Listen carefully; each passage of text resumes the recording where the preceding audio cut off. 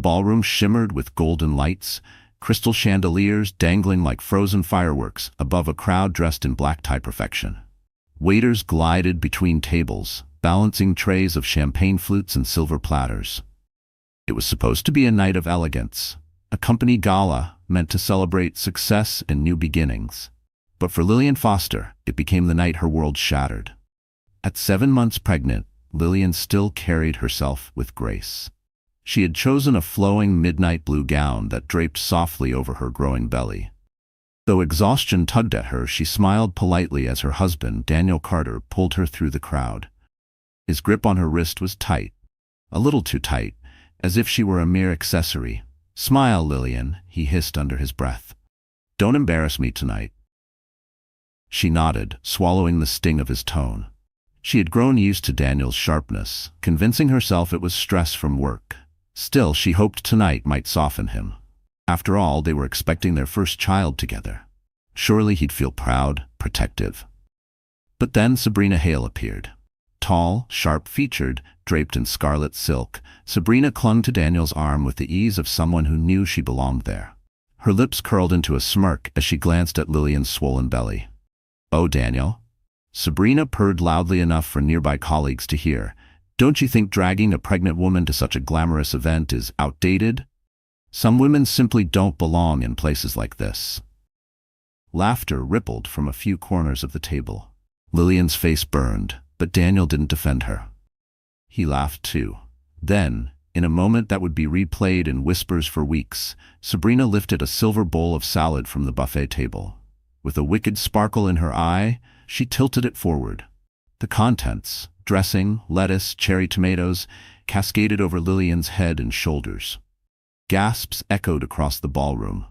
Before Lillian could even react, Daniel followed suit. He seized a bucket of cold pasta from a passing waiter and dumped it over his wife. The room erupted in horrified murmurs, cell phones lifted to capture the spectacle. Lillian stood frozen, dripping, her hands instinctively cradling her belly. Tears blurred her vision as humiliation crushed her chest. She had been betrayed not in private, but in front of hundreds of witnesses. Across the ballroom, at a corner table, one man didn't laugh. Ethan Reynolds, a billionaire known for his secrecy, leaned forward, his sharp gaze fixed on the cruelty unfolding. Unlike the others, he didn't raise a phone to record. He rose from his seat, his presence commanding immediate silence from those nearest him. He moved toward her, unbuttoning his suit jacket, removing it in one swift motion. Draping it across Lillian's trembling shoulders, he turned his icy stare on Daniel and Sabrina. The room seemed to hold its breath. Lillian's heart pounded as she clutched Ethan's jacket around her body, his voice calm but firm. "What kind of man humiliates the mother of his child?" Ethan said, his words cutting through the music like glass. And in that moment, everyone knew the night was about to take a turn no one could have predicted. Before the humiliation of that gala night, before the cameras captured her pain, Lillian Foster had lived a life of quiet resilience. She was born and raised in Queens, the eldest daughter of Robert and Irene Foster. Her father was a retired subway mechanic. Her mother a part-time librarian. They didn't have much money, but they poured every ounce of love into their 2 daughters. From a young age, Lillian learned sacrifice. She worked shifts at a corner cafe through college, saving every tip to help her family. By 24, she had earned a degree in education and began teaching at an elementary school in Brooklyn. She was the kind of teacher who carried extra snacks for kids who came to class hungry, who stayed late decorating bulletin boards, who listened when a child's world seemed too heavy. Her students adored her, calling her Miss Foster, with wide smiles and eager hugs. But behind her warm demeanor was a young woman yearning for stability. That was when she met Daniel Carter. He was confident, ambitious, dressed sharply in suits that whispered of success. To Lillian, he seemed like the escape from paycheck to paycheck living. He pursued her with flowers, promises of a brighter future, and the charm of a man who claimed he wanted nothing more than a family. Her parents had their doubts. Robert worried Daniel's eyes lingered too much on money and status. Irene noticed the subtle digs he made about Lillian's simple clothes or her modest career. But love can blur caution, and Lillian chose to believe in Daniel's better side. Within a year, They married in a modest ceremony. At first, life seemed manageable. They rented a small apartment in Brooklyn, and when Lillian became pregnant, she decided to step away from teaching temporarily. She dreamed of building a safe, happy home for their child. Yet as her belly grew, Daniel's warmth shrank. He came home later, his phone always buzzing, his words sharper. "You don't understand pressure," he would snap when she asked about work. Lillian tried to rationalize it. Maybe it was stress, maybe the burden of providing weighed on him. She reminded herself that once the baby arrived, things would change. Her closest friend, Maya Nguyen, a nurse at Brooklyn General Hospital, noticed the shift. "You look pale, Lil. You're carrying too much," Maya would whisper during checkups. But Lillian brushed it off, unwilling to admit even to her best friend that her marriage was cracking. Her parents worried, but she smiled through phone calls, pretending everything was fine. The truth was harder to face. She felt increasingly alone. Still, she carried hope. She decorated the nursery with hand-painted stars, read baby books late into the night, and prayed Daniel would soften when he saw their child. She believed family could heal wounds. That's why she attended the gala despite her exhaustion. She thought if she stood proudly at Daniel's side, radiant in her pregnancy, he would remember his vows. She thought love, or at least respect, might return under those sparkling chandeliers. But she was wrong. And the cruelty she faced that night would not only break her heart, it would change the course of her entire life. The silence after Ethan Reynolds' words was deafening. The gala, once filled with clinking glasses and laughter, now hung in stunned disbelief. Lillian Foster stood drenched in food, her gown ruined, her cheeks streaked with tears. Her trembling hands clutched the billionaire's jacket around her body as she tried to shield both her dignity and the fragile life within her. Daniel's face flushed with anger, but not with shame. He sneered. "She's overreacting. She doesn't belong here. This is my night, not hers." Whispers rippled across the ballroom. Phones continued recording, catching every cruel word. Sabrina giggled, brushing food from her manicured fingers. "Let her cry. Pregnant women are so dramatic." Ethan's expression didn't waver. He gestured to hotel security. "Escort Mr. Carter and Miss Hale out, now." The guards hesitated. Daniel was an executive at the company hosting the gala, but the weight of Ethan's reputation silenced their doubts. Within seconds, Daniel and Sabrina were forced toward the exit, shouting insults as cameras followed their disgraceful march. Ethan turned back to Lillian, his voice softened. "Let's get you checked now." Her knees buckled, the shock overwhelming her body. Maya Nguyen, who had been helping with medical support at the event, rushed forward. "Lil, we need to monitor her. She's 7 months." Within minutes, Ethan had arranged his private driver to bring them to Brooklyn General Hospital. As the limousine sped away from the glittering lights of Manhattan, Lillian sat in stunned silence. Food dripped from her hair onto Ethan's leather jacket, but he didn't flinch. He simply handed her bottled water and a folded handkerchief. "You're safe now," he said quietly. At the hospital, fluorescent lights replaced the chandeliers. Dr. Anaya Patel, her longtime obstetrician, met her in the maternity ward. "Lillian, deep breaths," she instructed gently, guiding her onto the bed. Nurses attached monitors, checking the baby's heartbeat. The rapid thump of life filled the room, bringing tears of relief to Lillian's eyes. "The baby is stable," Dr. Patel reassured, though her tone carried caution. "But stress like this is dangerous. You need rest and no more public confrontations." Lillian nodded, though her heart ached with betrayal. She had believed Daniel would protect her, not humiliate her. As she lay in the hospital bed, Maya leaned close. "You can't keep enduring this, Lil. This isn't love, it's cruelty."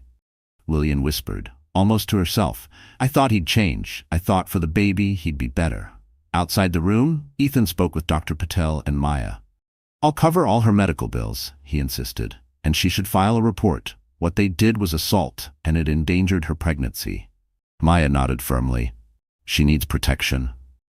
That night, when Ethan returned to Lillian's room, she was awake, staring at the ceiling. He pulled a chair beside her bed. "Lillian," he said softly, "you don't have to face this alone." Her eyes flicked toward him, filled with disbelief and hesitation. No one had ever spoken to her like that. With sincerity, not pity. And in that fragile moment, she realized that the man who had just stepped into her life might become the one to change it forever. News of the gala scandal spread faster than wildfire. By the next morning, the internet was flooded with shaky phone footage. Daniel Carter and Sabrina Hale laughing as they dumped food over a pregnant woman's head. Headlines screamed across gossip sites and business outlets alike. Executive humiliates pregnant wife at gala. Scandal rocks Carter's career. Pregnant woman saved by billionaire Ethan Reynolds. Everywhere people debated, but one truth was clear. Daniel and Sabrina were now infamous. At the Carter apartment, Daniel paced furiously, throwing his phone onto the couch. "This is ridiculous. They're twisting everything. I was just having fun." Sabrina, lounging in his shirt, scrolled through comments with a smirk. "Relax, Daniel. People forget fast. We'll ride this out." But the comments didn't fade. They grew sharper, crueler, unforgiving. Sponsors pulled out of contracts at Daniel's company. His boss demanded answers. Even old friends stopped replying to his calls. Meanwhile, at Brooklyn General, Lillian sat in her hospital bed with her parents by her side. Robert's jaw was tight, his knuckles white as he clenched the arm of his chair. Irene gently stroked Lillian's hair. "You don't have to go back to him," Irene whispered. For the first time, Lillian didn't argue. Tears filled her eyes as she finally admitted what she had buried for years. "He doesn't love me. He never did. And I can't let our child grow up watching him treat me like that." Her father placed his hand on hers. "Then let's end it, sweetheart. Let's protect you and this baby." That same day, Grace Kim, the attorney Ethan had quietly contacted, arrived at the hospital. Sharp-eyed and efficient, she sat at Lillian's bedside with papers in hand. "Mrs. Carter," Grace began, "what happened at the gala constitutes assault. You have every right to press charges. But beyond that, you also have the right to free yourself from a toxic marriage. Divorce is your path to safety." The word divorce echoed in Lillian's mind. She had resisted it for months, clinging to the hope Daniel would change. But now she saw it clearly. There was nothing left to save. She signed the preliminary paperwork with trembling hands. Maya squeezed her shoulder, whispering, "You're stronger than you think, Lil." Across town, Daniel received the divorce notice in his office. His face drained of color. "She's actually going through with it?" he muttered. Sabrina rolled her eyes. "Let her. Once she's gone, nothing holds you back." But deep down, Daniel felt something he hadn't expected: fear. Back at the hospital, Lillian looked out the window as the city buzzed below. The weight of betrayal still crushed her, but for the first time in years, she felt a flicker of relief. She wasn't chained anymore. Ethan appeared in the doorway, quiet but steady. "You've made a brave choice," he said gently. Lillian met his gaze, her voice firm. "It's time to build a new life, for me and for my baby." What she didn't know was that Daniel and Sabrina were already plotting a desperate move to silence her. One that would test her courage more than ever. The videos from the gala didn't just go viral, they became evidence. By the end of the week, multiple witnesses had submitted footage to the police. The clips clearly showed Sabrina Hale lifting the bowl of salad, Daniel Carter dumping pasta, and both of them laughing as Lillian cradled her belly in shock. Detectives called Lillian to confirm her statement. Grace Kim sat beside her, speaking firmly. "My client was humiliated, endangered, and assaulted. She will cooperate fully with the investigation." Daniel tried to spin the narrative. At his company's board meeting, he insisted it was a misunderstanding. "My wife is emotional because of the pregnancy." But the board members weren't buying it. One of them slid a printed headline across the table: "Pregnant woman humiliated. Executive faces backlash." Daniel's face turned pale. Meanwhile, Sabrina doubled down on her arrogance. She posted a cryptic photo on social media, a glass of champagne, captioned, "Some people just can't handle the spotlight." The comments exploded with outrage. Sponsors pulled their contracts with the company, citing ethical concerns. Sabrina's smug confidence only deepened the public hatred. Lillian, however, struggled with mixed emotions. At night in the hospital, she whispered to Maya, "I don't want my child growing up hearing his father's name dragged through the mud." Maya held her hand tightly. "Lil, Daniel did that to himself. You're not destroying him. He destroyed himself. You're just telling the truth." Grace pressed forward. She filed a civil lawsuit on Lillian's behalf, demanding compensation for emotional distress, medical expenses, and defamation of character. The lawsuit made headlines, pushing Daniel and Sabrina into the eye of a legal hurricane. Court day arrived, and the air outside the courthouse was thick with reporters. Cameras flashed as Lillian stepped out, her parents on either side, Ethan following quietly behind. She wore a simple cream dress, nothing flashy, but her presence commanded respect. Inside the courtroom, Daniel sat with his lawyer, fidgeting. Sabrina crossed her legs, pretending to look bored, though her eyes darted nervously. The judge reviewed the footage in silence. Gasps filled the courtroom as the videos played on a large screen, exposing every cruel laugh, every sneer, every humiliating moment. Daniel buried his face in his hands. Sabrina muttered under her breath, "This is ridiculous," but her voice trembled. When it was Lillian's turn to speak, she stood tall, though her hands shook. Her voice was steady. "I came to that gala as a wife carrying our child. I believed I would be respected. Instead, I was treated like a joke. I'm not here for revenge. I'm here to protect my baby, and to prove no woman deserves to be humiliated this way." Her words pierced the room. Even the judge's expression softened. The gavel struck. The case would proceed, and Daniel and Sabrina would face both criminal charges and the civil lawsuit. Outside, reporters shouted questions, flashes exploding like fireworks. As Ethan guided Lillian past the chaos, she whispered, "What if they try to come after me? What if Daniel wants revenge?" Ethan's jaw tightened, because in the shadows of the courthouse, Daniel was already making a vow to strike back in ways Lillian could never imagine. The courthouse battle had only just begun, but the weight on Lillian's shoulders grew heavier with each passing day. Everywhere she turned, it seemed like the world knew her story. At the grocery store, strangers whispered, some offering sympathetic glances, others just curious stares. Online, her name trended alongside Daniel and Sabrina, dissected by millions who didn't know her pain. At night, when the cameras were gone and the hospital lights dimmed, the silence pressed down hardest. Alone in her room, with her unborn child stirring inside her, Lillian's composure cracked. She curled into herself, tears soaking the pillow as she whispered, "Why me? What did I do to deserve this?" Maya often stayed late, sitting by her side. "You're not weak for crying, Lil. You've carried too much alone." But Lillian shook her head. "I can't even protect my baby from his father's cruelty. How am I supposed to raise him? How am I supposed to be enough?" Her parents tried to lift her spirits. Robert reminded her, "You've been strong since you were a girl. You worked, you studied, you sacrificed. That strength is still inside you." Irene held her daughter's hands, whispering prayers every night by her bedside. Still, the pressure mounted. The media dissected her every move, what she wore to court, how tired she looked, even whether she smiled. Ethan shielded her as best he could, using his influence to block invasive stories, but the emotional toll gnawed at her.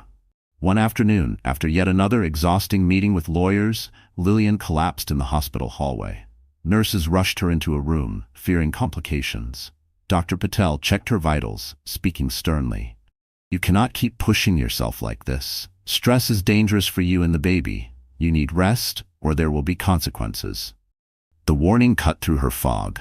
For the first time, Lillian realized she couldn't carry this weight by sheer willpower. She had to choose differently, not just for herself, but for the child depending on her. That night, Ethan visited quietly.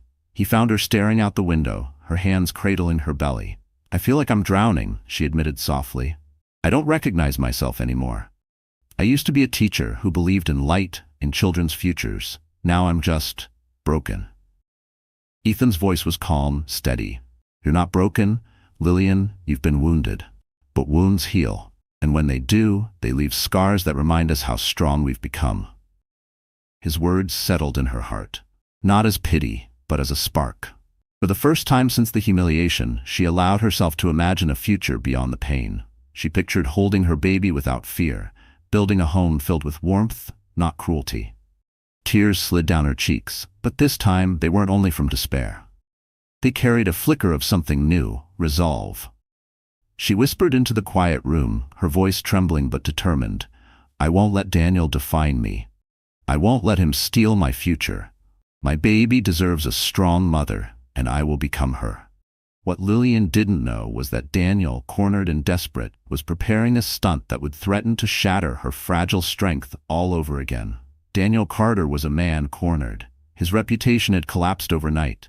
His company distanced itself from him. and sponsors were abandoning him in waves. But instead of facing his mistakes, he and Sabrina decided to rewrite the narrative. "This is about image," Sabrina told him one morning as she scrolled through her tablet. "We can flip this. We'll play the victims. Everyone loves a redemption story." Daniel looked doubtful, but desperation shone in his eyes. "What do you suggest?" Sabrina smirked. "We go public. We tell people your wife is unstable, overly emotional because of pregnancy hormones. We spin the gala as a misunderstanding. Trust me, the world is quick to believe a man in a suit over a crying woman." The very next day, a carefully staged interview aired online. Daniel and Sabrina sat side by side, dressed in muted tones, faces arranged in masks of regret. Daniel spoke with rehearsed sincerity. "The gala incident has been blown out of proportion. My wife, Lillian, is a wonderful woman, but pregnancy can be difficult. Emotions run high. We were joking around, and things looked worse than they were. I love my child, and I hope people give me a chance to explain." Sabrina added softly, "People don't know the whole story. It hurts to see the media twist everything." For a moment, some viewers hesitated. Doubt crept into comment sections. Was Lillian exaggerating? Was this just marital tension taken out of context? But then Ethan Reynolds made his move. He had stayed silent until now, quietly supporting Lillian behind the scenes.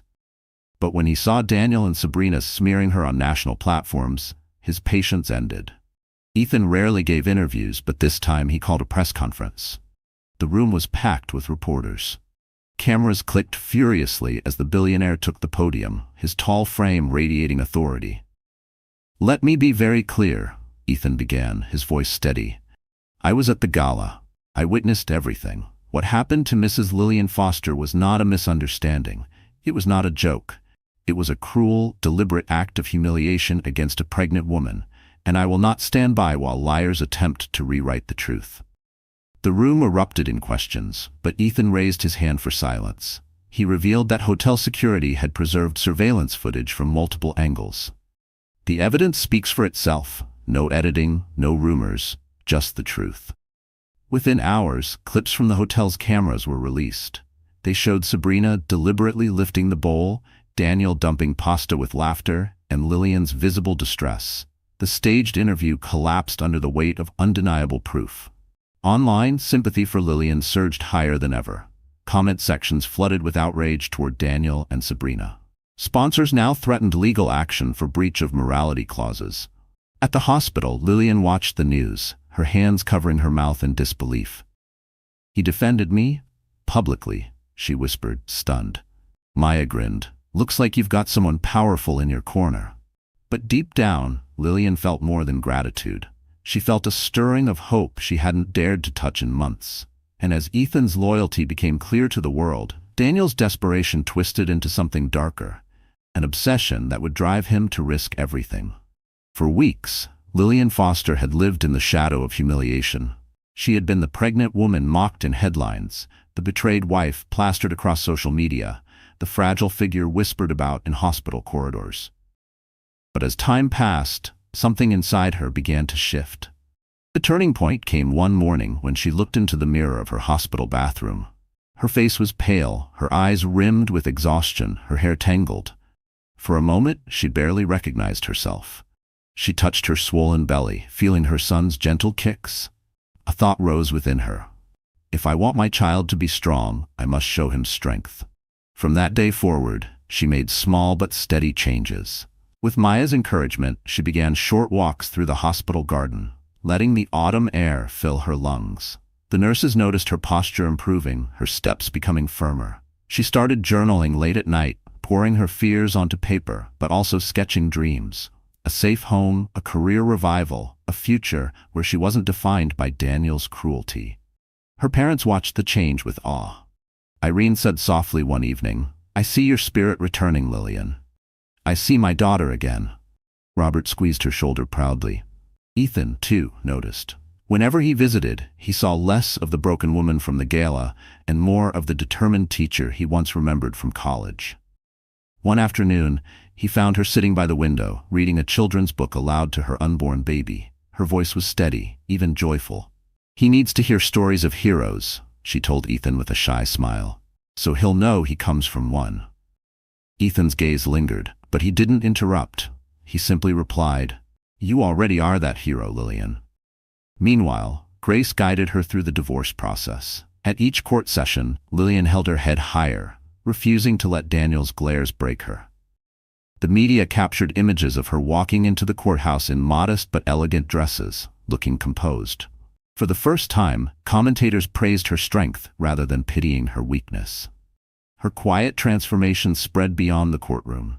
A local journalist reached out, asking to write about her resilience. Lillian hesitated at first, but Maya urged her, "Your story could help other women. You're not just surviving, you're inspiring." The article went live under the headline, "From Humiliation to Hope, a Mother's Fight for Dignity." It went viral, not because of scandal, but because of her courage.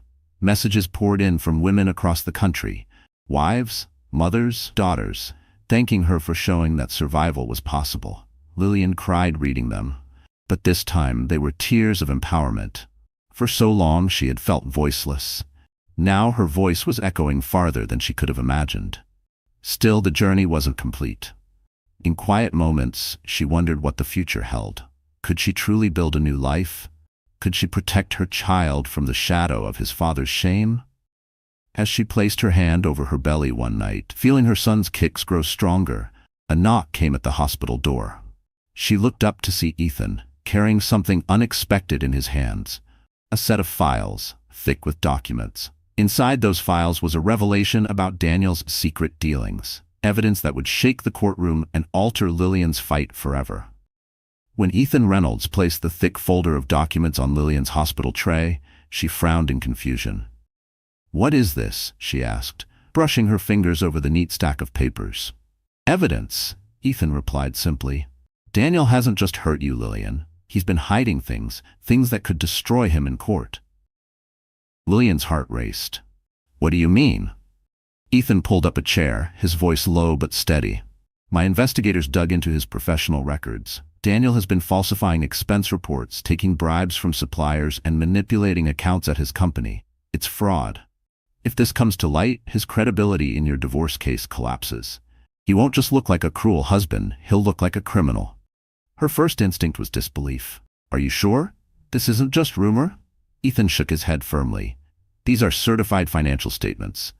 Bank transfers, emails. He's been sloppy. Sabrina has even been helping cover it up." Lillian's hands trembled as she flipped through the pages. The betrayal cut deeper than she imagined. Not only had Daniel humiliated her publicly, he had been living a lie behind closed doors. Grace Kim, her attorney, arrived later that evening. She examined the files carefully, her sharp eyes narrowing. "This changes everything. With this, we can pressure the court for an expedited divorce. We can also ensure custody of your child remains with you. Daniel won't have a leg to stand on once the fraud becomes public." But Grace warned, "We must move carefully. If Daniel realizes we have this, he might become reckless. Desperate men do desperate things." Meanwhile, across town, Daniel and Sabrina argued in their apartment. News of Ethan's press conference still burned in Daniel's mind. "He humiliated me. That billionaire is protecting her. He's ruining me," Daniel shouted, throwing a glass against the wall. Sabrina, less concerned with his rage, focused on her reflection in the mirror.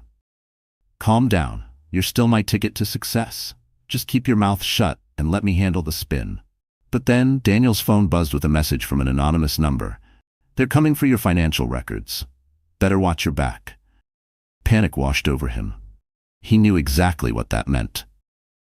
Back at the hospital, Lillian sat in silence after Grace left, the weight of the revelation heavy in her chest. Ethan placed a reassuring hand over hers.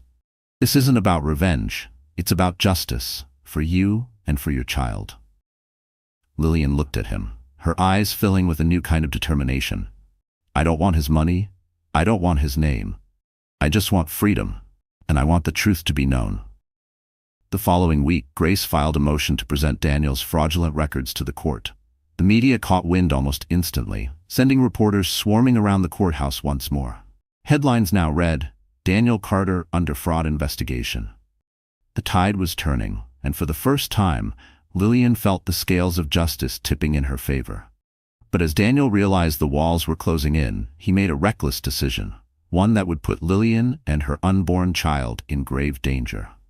Daniel Carter's world was crumbling, and he knew it. The fraud investigation was underway. His company had suspended him, and sponsors wanted nothing to do with his name. His once polished image as a rising executive had been shattered in a matter of weeks. But what infuriated him most wasn't the loss of his career. It was the fact that Lillian, the woman he once dismissed, now stood taller than ever with Ethan Reynolds by her side. At night, Daniel paced their apartment, his hands trembling as he scrolled through news articles, each headline cut like a knife. Pregnant wife finds strength. Billionaire steps up against abuse. His name was no longer tied to success but to shame. Sabrina grew restless, tossing her phone aside. "You're obsessing," she snapped. "Face it, Daniel, she's winning. You can't fight a billionaire. Maybe it's time you cut your losses." He glared at her. "You don't get it. That child, my child, is still hers. If I lose, I'll be nothing. I need to remind her who's in control." The words chilled even Sabrina. She leaned back, uneasy. "What are you planning?" Daniel didn't answer directly. But that night, fueled by rage and liquor, he made a reckless choice. He drove across the city, stopping in front of Brooklyn General Hospital, where Lillian was still under observation. Inside her room, Lillian rested, drifting between exhaustion and uneasy dreams. Ethan had just left after a late-night meeting, promising to return in the morning. Maya sat in the corner chair, reading, when a sudden banging rattled the door. "Lillian!" Daniel's voice boomed through the hallway. "Open this door. You think you can destroy me?" Maya froze, her eyes wide. Nurses rushed to intervene, but Daniel shoved past them, storming into the room. His suit was wrinkled, his tie loose, his eyes bloodshot with desperation. Lillian sat upright, clutching her belly instinctively.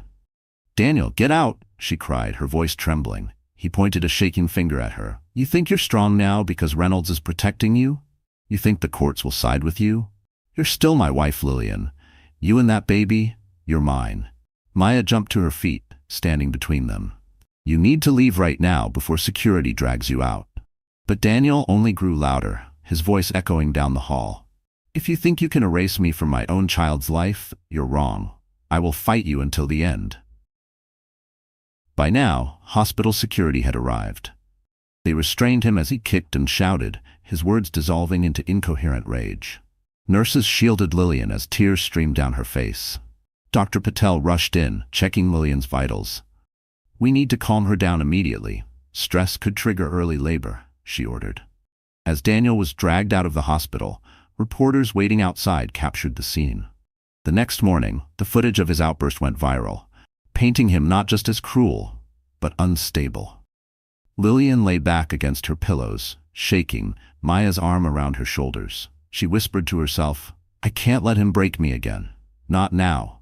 But what she didn't realize was that Daniel's reckless stunt had crossed a legal line, one that would soon bring the full force of the law crashing down on him. Daniel Carter's late-night outburst at Brooklyn General was the final straw. The moment the footage hit the news cycle, the world saw him not as a misunderstood executive, but as a dangerous man unraveling in public.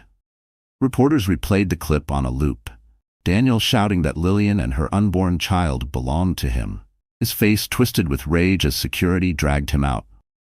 The following morning, Grace Kim acted swiftly. Standing beside Lillian in the courthouse, she filed for an emergency restraining order. "My client was harassed and threatened in a medical facility while 7 months pregnant," Grace told the judge firmly. "This was not only harassment, it was endangerment. She deserves protection, and she deserves it immediately." The judge wasted no time. With the evidence clear and Daniel's behavior documented on multiple recordings, the restraining order was granted. Daniel was forbidden from approaching Lillian, her parents, or the hospital. If he attempted to contact her again, he would face arrest. For Lillian, the decision brought a wave of relief. As she clutched the official paperwork, she whispered, "Finally, he can't touch me." But Grace wasn't finished. "We're also filing criminal charges," she explained. "Assault from the gala, trespassing at the hospital, harassment. Daniel won't just lose in divorce court, he could face jail time." News outlets devoured the updates. Commentators condemned Daniel's behavior, labeling him unstable and dangerous. Sabrina, once eager to flaunt their relationship, began distancing herself. On social media, she posted cryptic messages about toxic men and moving on. The public saw right through her. At his apartment, Daniel spiraled. He threw Sabrina's suitcase at the door, shouting, "You think you can just leave? After everything we've done together?" But Sabrina was already gone, unwilling to go down with a sinking ship. Alone, surrounded by empty bottles and unpaid bills, Daniel's anger festered into self-pity. Meanwhile, Lillian's world grew brighter. With the restraining order in place, she finally felt safe enough to breathe. Ethan visited often, bringing small comforts, a basket of fruit, a stack of children's books, even a soft blanket embroidered with her baby's initials. One evening, he sat beside her as she traced the tiny letters stitched into the fabric. "For the first time," she admitted softly, "I feel like there's a future waiting for me. Not just survival, but life." Ethan's eyes warmed. "You deserve that future, Lillian, and so does your child." Her parents noticed the change too. Irene told Robert in the hallway, "Look at her, she's glowing again. She's finding herself." Robert nodded, though his gaze lingered on Ethan. "And maybe she's finding something more." But the legal battles were far from over. Daniel still had lawyers, still had connections, and his pride refused to die quietly. As Grace prepared for the next court date, she warned Lillian, "We've won a battle, but the war isn't finished. Daniel won't let go easily." Lillian straightened her shoulders. She was no longer the woman who crumbled under his cruelty. She was learning to stand, and soon she would have to stand stronger than ever, because Daniel's next move would drag her family into the fight, threatening the very people she loved most. Daniel Carter had lost his grip on Lillian, but he wasn't ready to give up. With the restraining order keeping him away from her directly, he turned his anger toward the people who surrounded her. In his twisted mind, if he couldn't intimidate Lillian, he could at least shake the foundation of her support system. It began with Robert and Irene Foster. One evening, as Robert closed the family's small hardware store in Queens, he found a threatening note tucked under the door. The message was scrawled in messy handwriting, "Tell your daughter to drop the case, or you'll regret it." Robert's jaw tightened as he folded the paper, hiding it from Irene, but she noticed his clenched fists. "What is it?" she asked. He forced a smile. "Nothing, just bills." Deep down, though, fear gnawed at him. The next target was Maya Nguyen. Leaving her shift at Brooklyn General, she discovered her car vandalized in the hospital parking lot.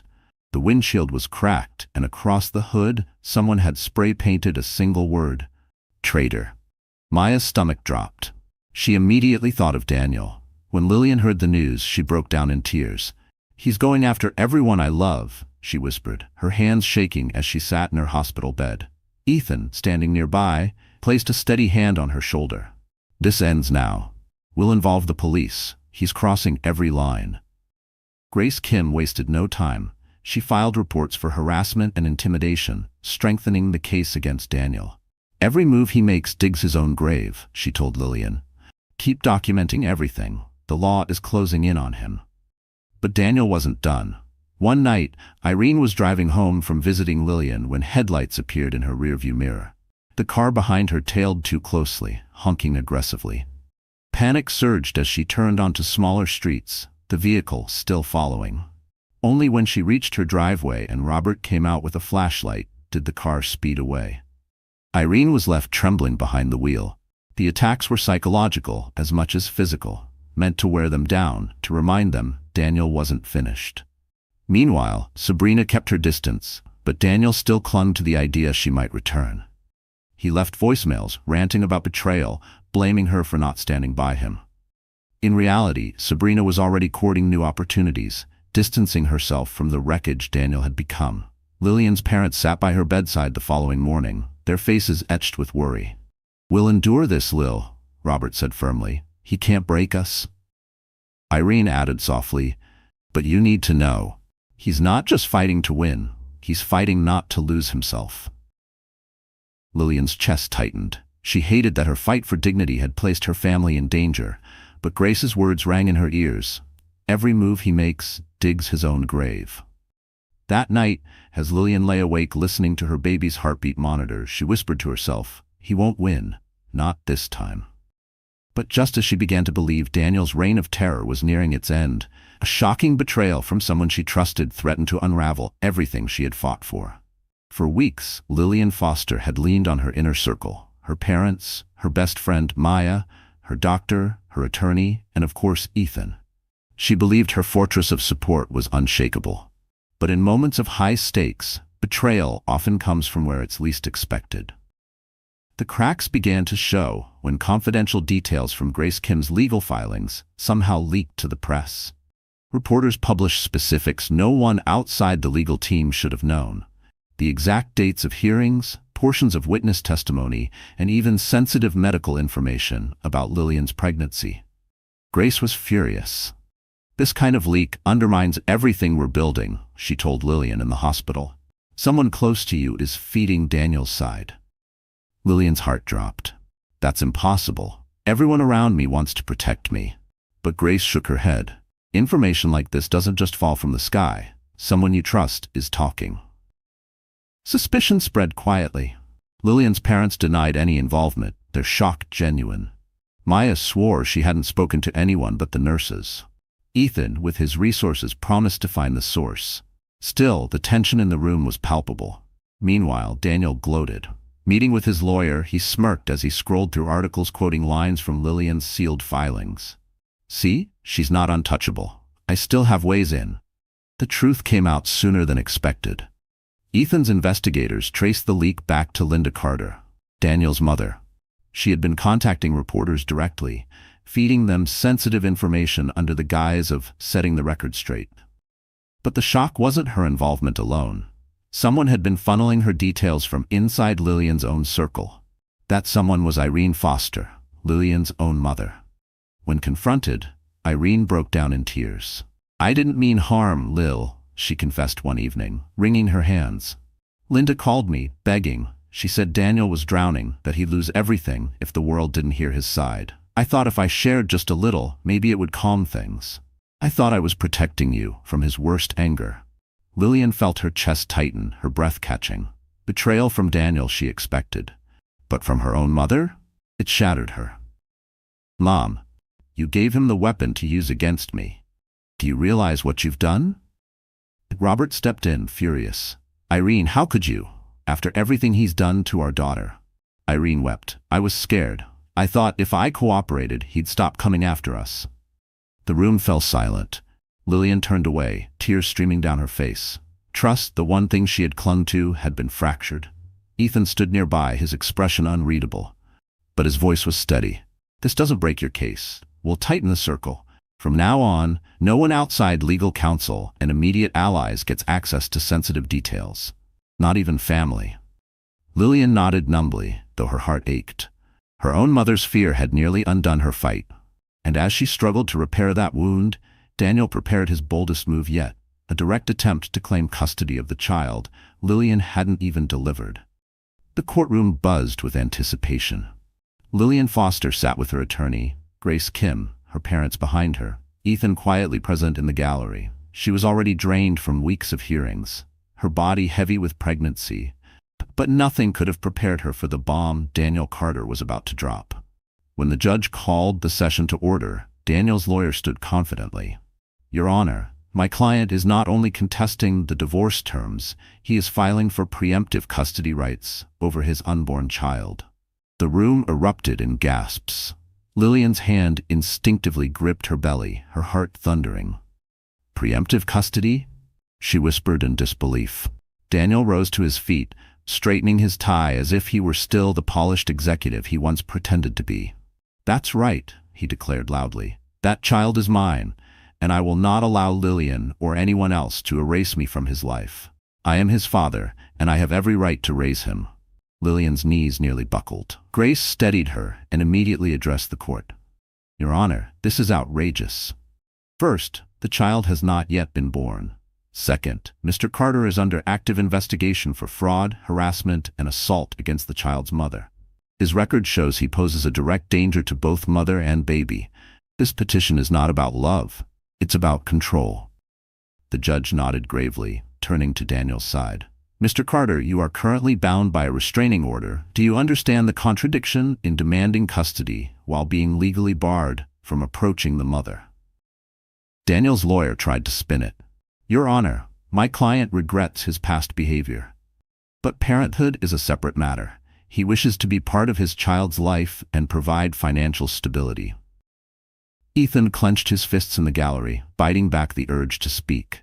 He could see through Daniel's performance. This wasn't about fatherhood. It was a desperate attempt to maintain relevance, to hurt Lillian by threatening what she valued most. Lillian rose, her voice trembling but clear. "Your Honor, the man standing before you dumped food on me while I was 7 months pregnant. He stormed into my hospital room screaming threats. He has humiliated me, endangered me, and traumatized me. No child should ever be raised under that shadow." The gallery murmured in agreement. Reporters scribbled furiously. The judge finally raised his gavel. "The petition for preemptive custody is denied. Custody considerations will be evaluated only after the child is born, and in light of Mr. Carter's ongoing criminal investigations." Relief swept through Lillian like a wave, though her body shook from the confrontation. Grace whispered, "He overplayed his hand. This will only strengthen your case." But Daniel's eyes burned with fury. As he left the courtroom, he leaned close enough for Lillian to hear. "You think this is over? You're wrong. I'll find another way." And true to his word, Daniel's next move would bypass the court entirely. An act of recklessness that would put both Lillian and her unborn child in immediate danger. The courtroom denial should have been the end of Daniel's madness, but instead it fueled his desperation. Every day, his name appeared in headlines dripping with scandal. Sabrina had abandoned him completely, erasing his number and blocking him from her life. His mother avoided his calls, ashamed of his behavior. He was isolated, cornered, and spiraling. One rainy evening, Daniel parked across the street from Lillian's hospital. His car windows fogged as he stared at the glowing building, his hands trembling on the steering wheel. "She can't just erase me," he muttered, gripping a bottle of whiskey. "That baby is mine." Inside, Lillian was finally feeling a sliver of peace. She had spent the day reading children's stories to her unborn son with Maya by her side. Ethan had dropped by earlier, bringing her a soft blanket and promising, "You're almost there. Just a few more weeks, and you'll hold him in your arms."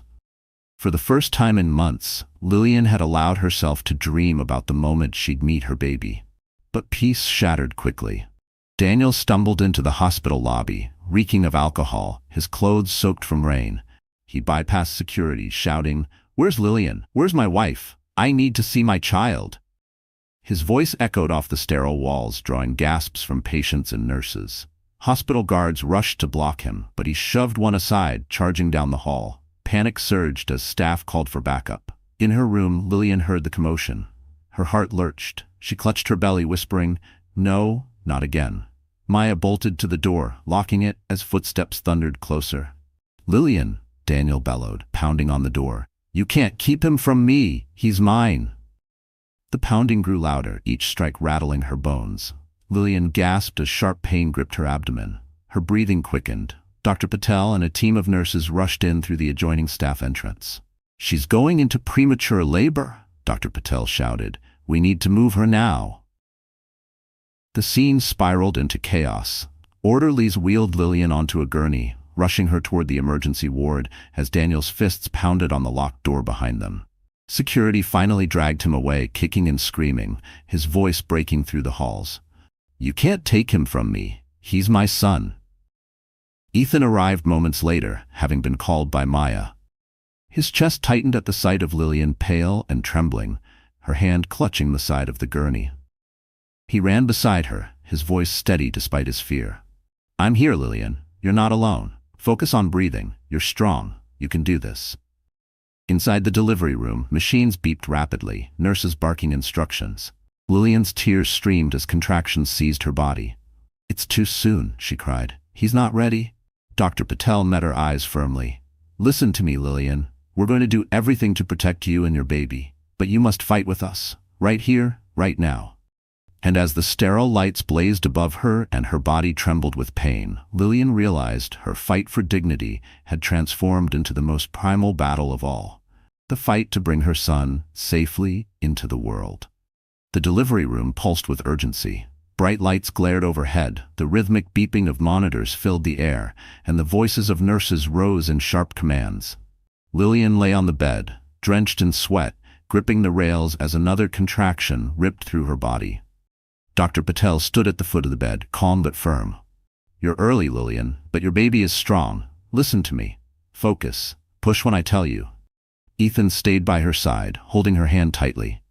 His palm was warm, steady, anchoring her to something beyond the chaos. "You're not alone," he whispered over and over. "You're the strongest woman I've ever known.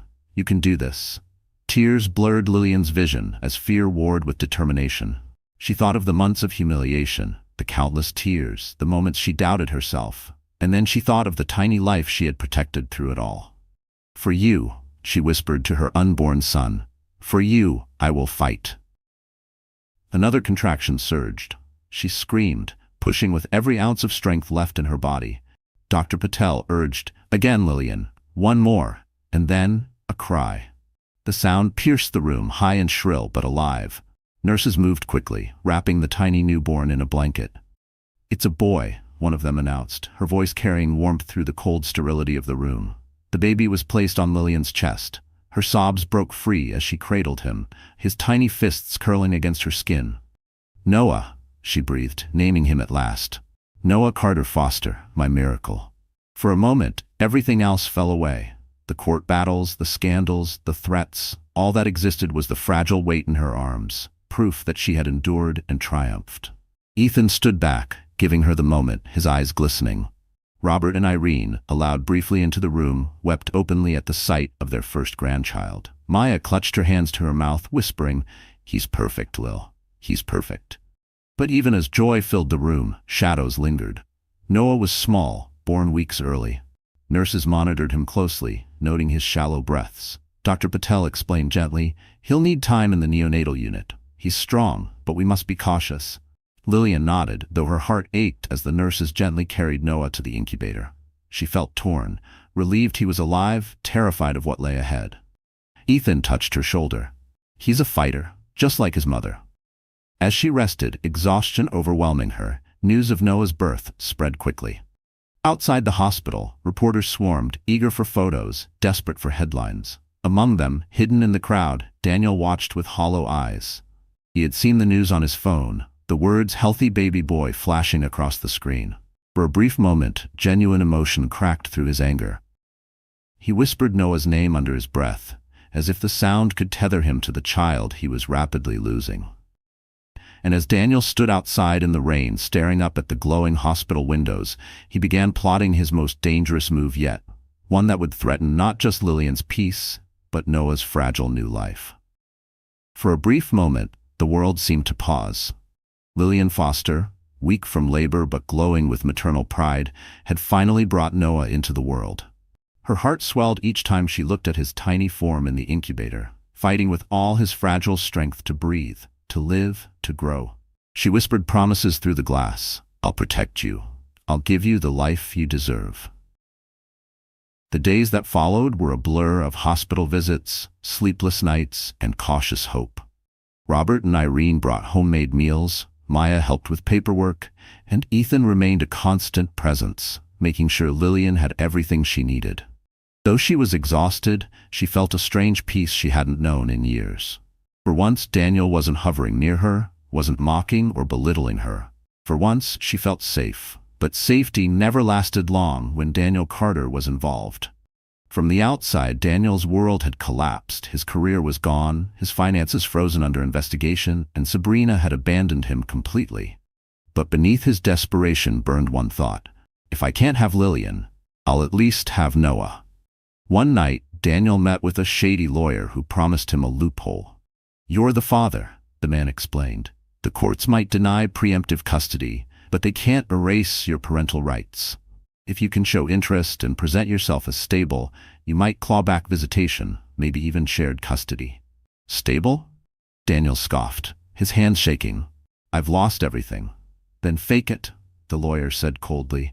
"Clean up. Show up. Play the victim. Paint Lillian as controlling, too emotional. Judges love fathers who fight for their kids." Daniel left the meeting with a new plan forming in his mind. The next morning, As Lillian held Noah's tiny hand in the neonatal unit, Grace arrived with urgent news. "Daniel's filing another petition," she said, her tone clipped. "He's demanding visitation rights as soon as Noah is discharged." Lillian's chest tightened. "Visitation?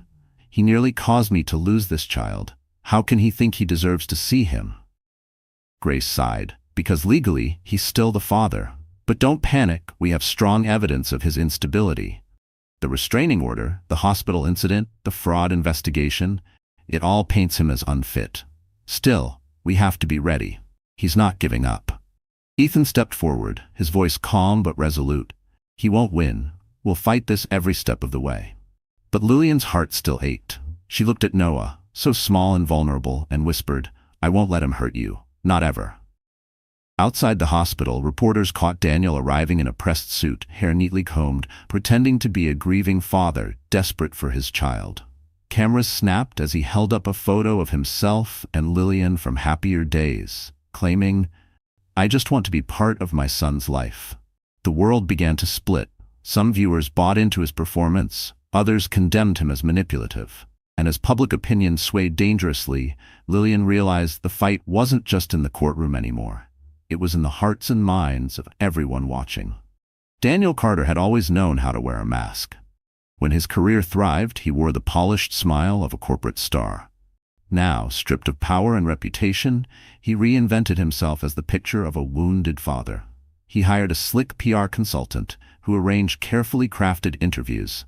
Daniel appeared on talk shows, his suit crisp, his hair neatly combed. He spoke in a soft, rehearsed tone. "I've made mistakes, yes," he admitted, voice cracking. "But doesn't every man deserve a second chance? My only wish is to hold my son. I miss him every night." Clips spread online like wildfire. Commentators debated endlessly. Some viewers, swayed by his performance, argued at least he wants to be there for his child. Others, remembering the viral footage of the gala and the hospital outburst, condemned him as manipulative. But the damage was done. The narrative was no longer simple. Lillian, once universally pitied, now faced skepticism. Was she keeping a father from his child out of spite? Was she exaggerating his abuse? Lillian watched the broadcasts in disbelief, her stomach twisting. "He's turning the world against me," she whispered, holding Noah in her arms. The baby stirred gently, unaware of the storm surrounding his name. Grace Kim was blunt. "If we stay silent, Daniel controls the narrative. The court of public opinion matters. Judges read the news, jurors are influenced by it. We need to counter this." But Lillian hesitated. "I never wanted to be a public figure. I just wanted to teach, to raise my child quietly. Why should I bear my wounds to strangers?" Ethan leaned forward, his voice steady. "Because you're not just defending yourself anymore. You're defending Noah's future. If Daniel convinces people he's a victim, he'll use that sympathy as a weapon. Don't let him write your story." With a heavy heart, Lillian agreed. A week later, she sat in a studio under bright lights, cameras trained on her. Maya held her hand before the segment began, whispering, "Just tell the truth. People will feel it." When the interview started, Lillian spoke softly at first, but her voice grew stronger. "I was humiliated while carrying my son. My husband and his mistress poured food over me in front of hundreds of people. That wasn't a misunderstanding. It was cruelty. Later, he stormed into my hospital room, screaming threats while I clutched my belly in fear. That wasn't love. It was danger." Tears glistened in her eyes, but she didn't break. She looked directly into the camera. "This fight isn't about revenge. It's about protecting my child. No mother should be forced to hand her baby to someone who has proven over and over that he cannot be trusted." The studio was silent. When the interview aired, the response was overwhelming. Messages of support flooded in again. Women, mothers, even fathers who condemned Daniel's act and praised Lillian's courage. Hashtags trended, "Justice for Lillian, Protect Noah." For a moment, the tide shifted back in her favor. But Daniel, watching from his apartment, smashed a glass against the wall. His mask of calm cracked, rage boiling beneath. And in that rage, he began plotting not just to win in court or media, but to strike at Lillian in a way far more personal and devastating. Daniel Carter's mask was slipping. The public had seen his staged tears, his carefully rehearsed apologies, but the sympathy he craved was fading fast. Lillian's powerful interview had tilted the scales against him, and the hashtags demanding justice for her gained momentum. But Daniel refused to surrender. If he couldn't win the court of law or the court of opinion, he would destroy her peace another way. Late one night, Daniel sat alone in his cluttered apartment, the glow of his laptop reflecting off empty bottles.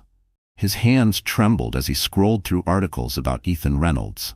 The billionaire's name was everywhere. Mysterious CEO defends pregnant wife.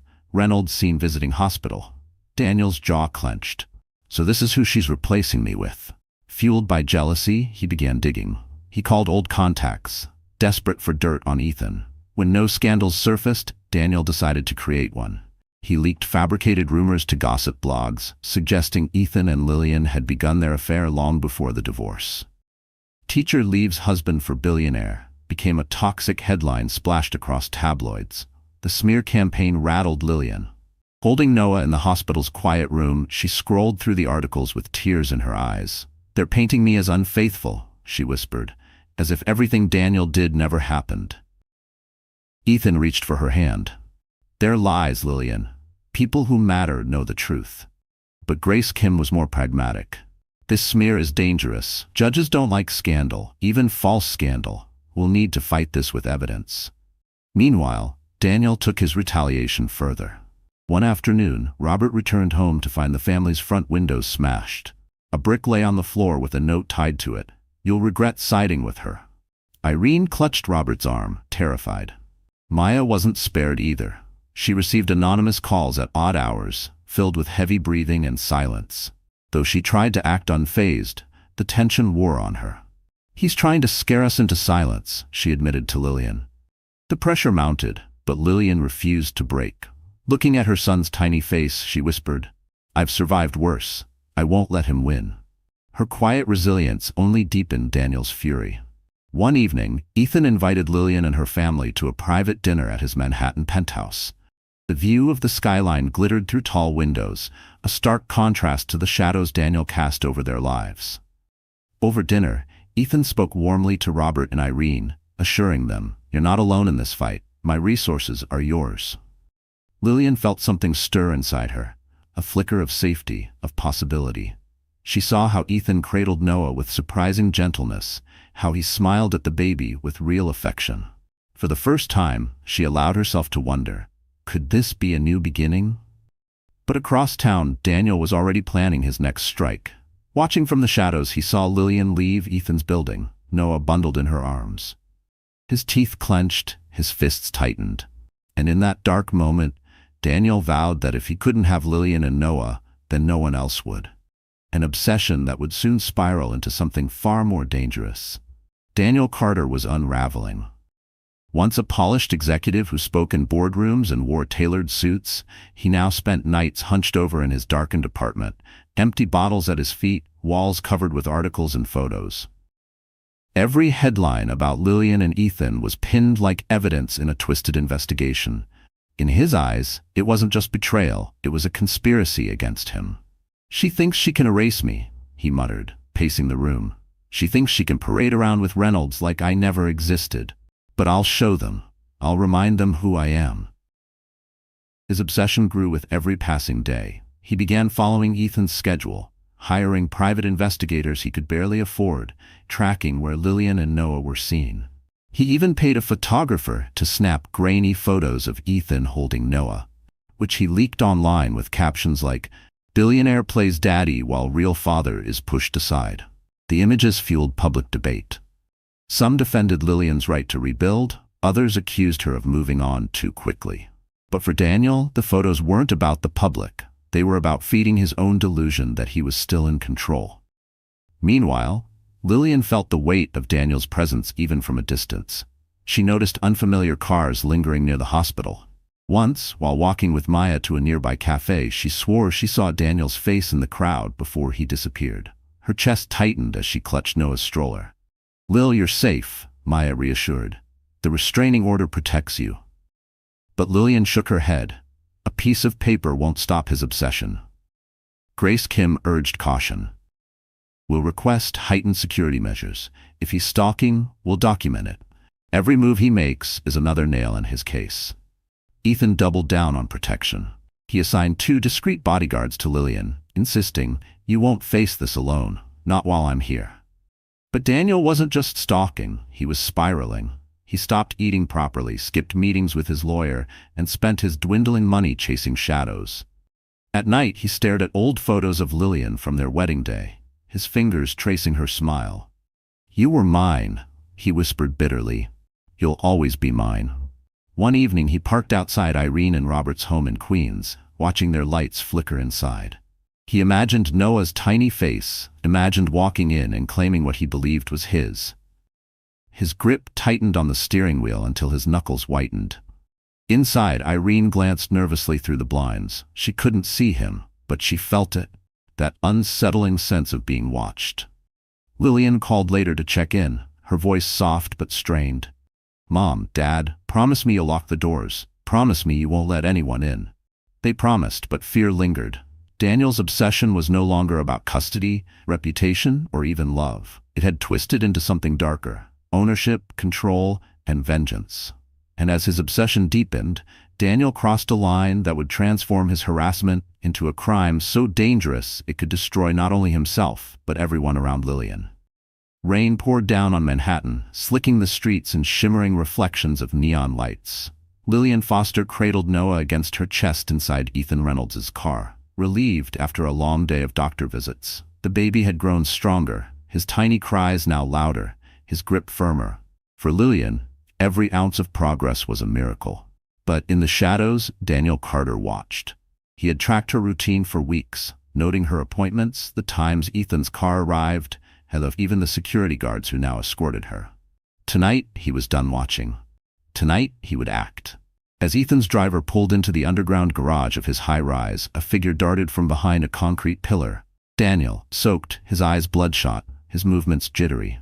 Before anyone could react, he yanked open the rear door. "Give me my son!" Daniel roared, grabbing at Noah. Lillian screamed, clutching the baby tightly. "No, Daniel, stop!" Ethan lunged forward, shoving himself between them. "Get away from her!" he barked. The driver slammed the alarm, echoing sirens through the garage. Security rushed toward them, but Daniel's desperation gave him strength. He shoved Ethan hard, nearly knocking him against the car, and wrapped his arms around the blanket-swaddled Noah. The baby wailed, terrified. Lillian's heart shattered at the sound. "Please, Daniel, you're hurting him." For a split second, Daniel froze, staring down at his son. His lips trembled. "You're mine, he's mine." But his grip was clumsy, unstable, and Noah's cries grew louder. Ethan moved with precision. Trained in crisis protocols, his bodyguards tackled Daniel from behind, prying Noah from his arms. One guard cradled the baby safely, returning him to Lillian, while the other restrained Daniel against the cold concrete. Daniel thrashed, shouting incoherently. "You can't take him from me. He's all I have left." His voice cracked between rage and despair. Police arrived minutes later, cuffing him as he spit venom at Ethan. "You think you can replace me? You think money makes you his father? He'll know I'm his real dad. He'll know." But the officers weren't sympathetic. They listed his charges clearly: attempted kidnapping, violation of the restraining order, endangerment of a child. Daniel's face drained as the reality sank in. This wasn't just another scandal. This was a crime that could put him behind bars.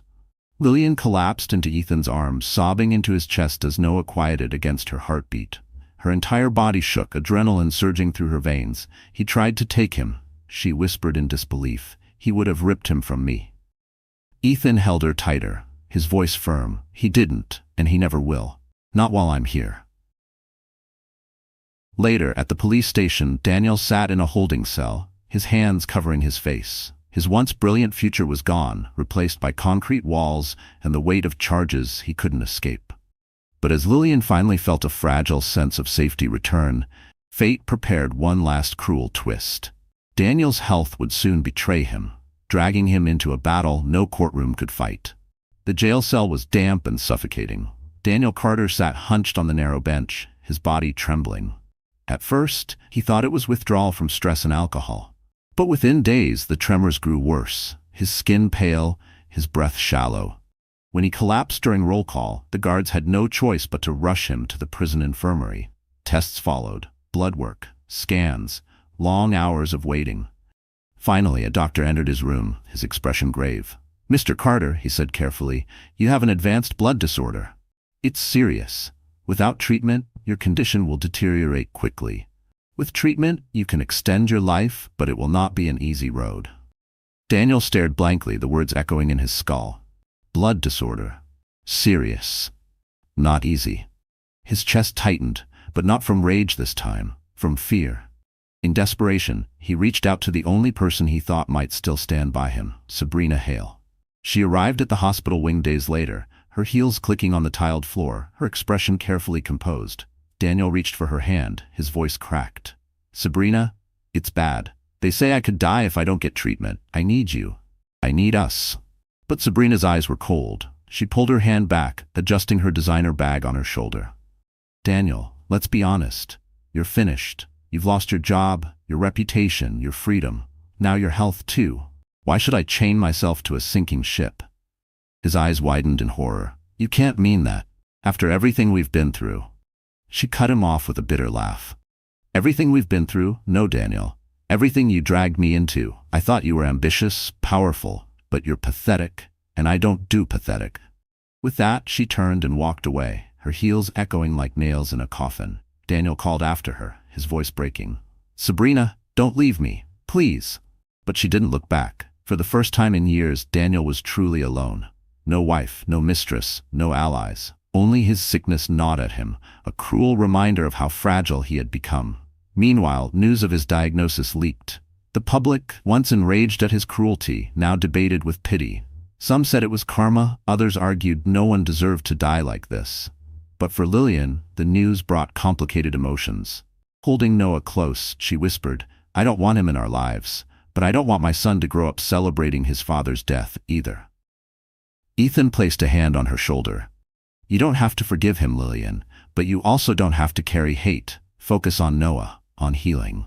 Still, she couldn't stop the ache in her chest.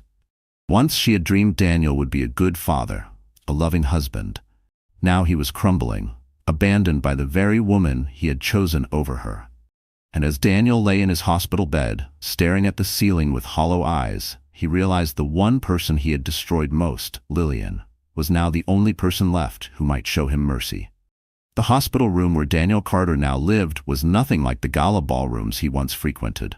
The walls were bare, the smell of antiseptic hung heavy, and the rhythmic beeping of machines was his only company. His once commanding frame had thinned, his face gaunt, his eyes sunken with exhaustion. For weeks, he had no visitors. Sabrina had abandoned him, his colleagues avoided his calls, and even his own mother grew distant, ashamed of the son she no longer recognized. In the stillness of his sickness, Daniel confronted a terrifying truth.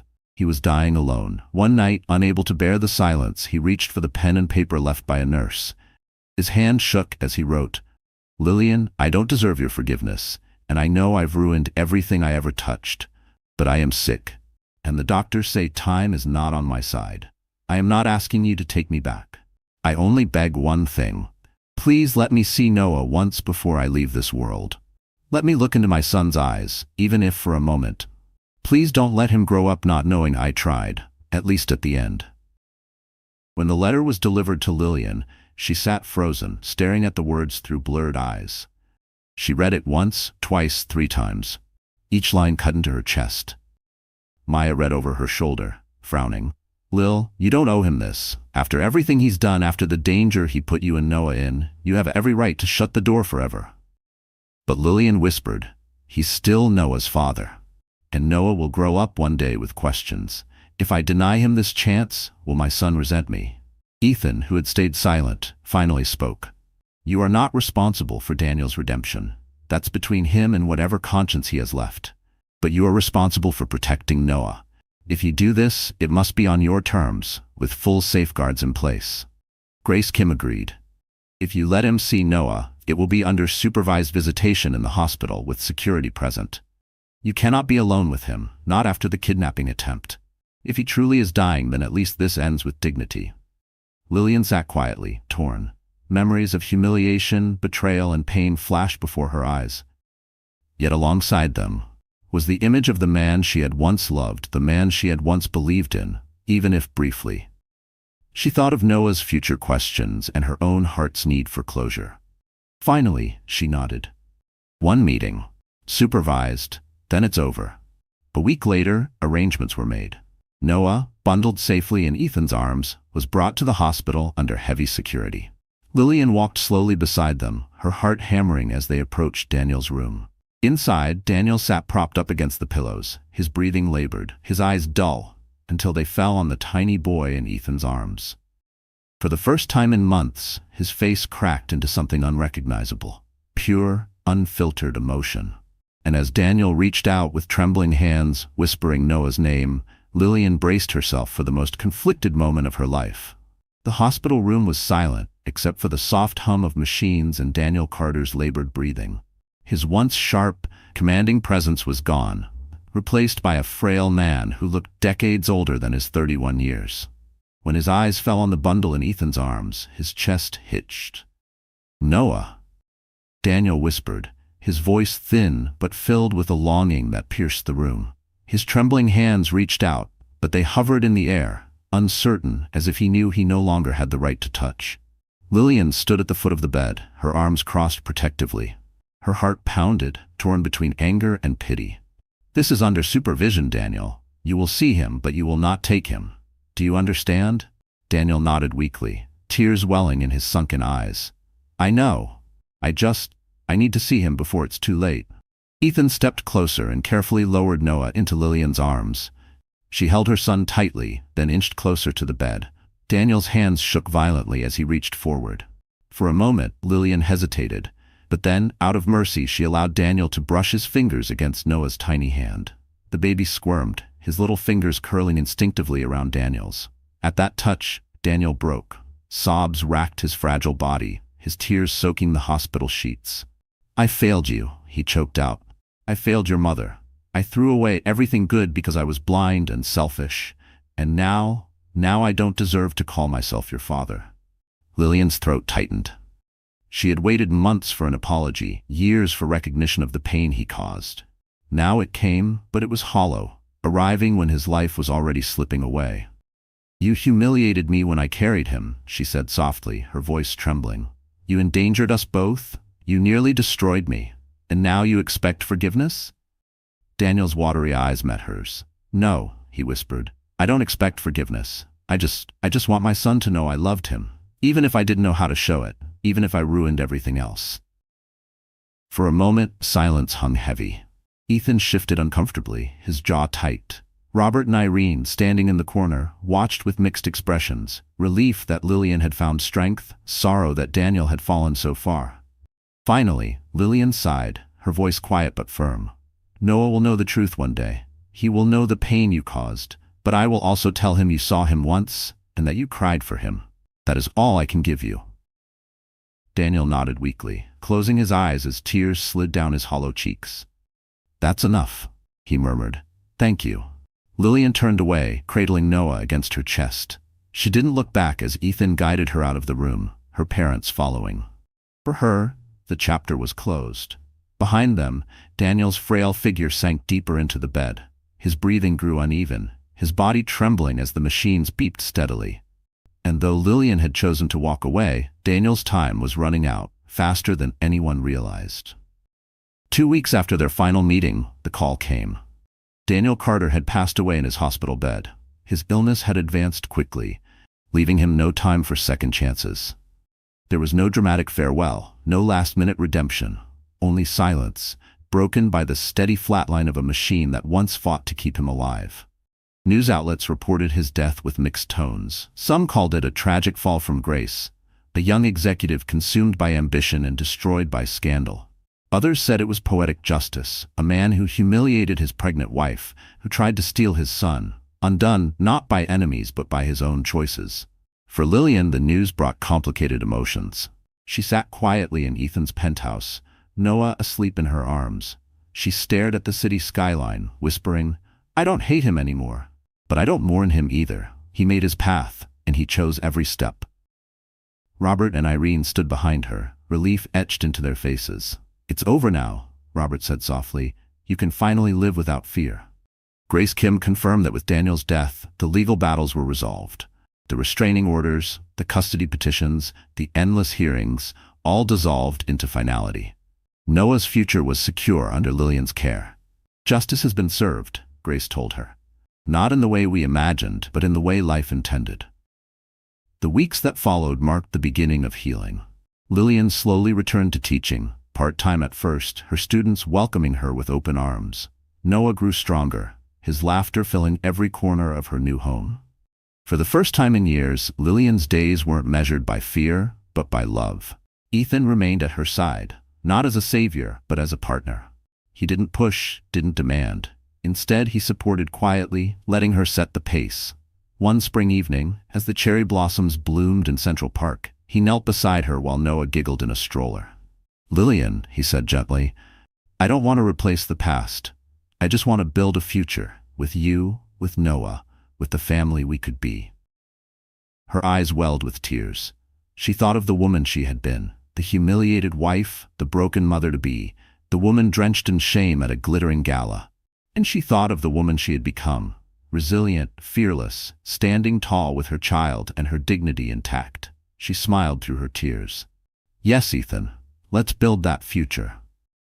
Their wedding was small but beautiful, held in the garden of her parents' home in Queens. Friends, family, and even some of Lillian's students attended, clapping as Noah toddled down the aisle as ring-bearer. When Lillian walked toward Ethan, her gown simple yet radiant, it wasn't just a marriage ceremony. It was a declaration that she had survived and she had won. The story of Lillian Foster became more than gossip fodder. It became a testament shared online, in classrooms, and in women's groups everywhere. A story of betrayal, humiliation, and pain, transformed into triumph, justice, and hope. And as Lillian kissed Ethan beneath the blossoms, with Noah laughing between them, the world saw what Daniel never did, her true strength, her unbreakable spirit, and the family built not from wealth or power, but from love. So that's how the story closes, my wonderful friends. You're still here with me until the very end, aren't you? If you are, it means something in this journey touched your heart in its own way. Life teaches us, just as the Stoics reminded us, that we suffer more in imagination than in reality. Pain passes, but strength remains. Lillian's story shows that dignity and love can rise even from betrayal. If you felt her courage, share this video, like it, and subscribe to our channel, because together we'll keep finding healing, hope, and stories that remind us of our own power.